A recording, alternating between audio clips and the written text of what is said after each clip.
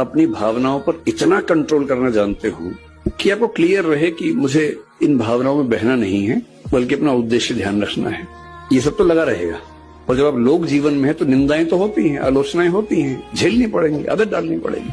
और या फिर हम तुलसीदास जी की तरह इस बात पर सीधे आ जाएं, हानि लाभ जीवन मरण जस अपजस विधि हाथ, कि हानि होगी या लाभ होगा, जिएंगे या मरेंगे, यश होगा या अपयश होगा, ये नियति के हाथ में है, मेरे हाथ में नहीं है। तो अपयश हो रहा है तो हो रहा है, कभी यश भी हो जाएगा, ऐसा क्या है। पर ये कहना बड़ा आसान है, इसको जीना बहुत मुश्किल है। कहना तो बहुत आसान है, मैंने कहा, आपने सुना, तालियां बज गई, मजा आ गया। और जब अपयश होता है ना, तब ये याद नहीं आता है। उस समय तो दिल की धड़कनें बढ़ जाती हैं, बीपी बढ़ने लगता है, बेचैनी होती है, एंग्जाइटी होती है, नींद नहीं आती है, और पता नहीं क्या क्या होता है। अपनी भावनाओं पर इतना कंट्रोल करना जानते हो कि आपको क्लियर रहे कि मुझे इन भावनाओं में बहना नहीं है, बल्कि अपना उद्देश्य ध्यान रखना है। ये सब तो लगा रहेगा।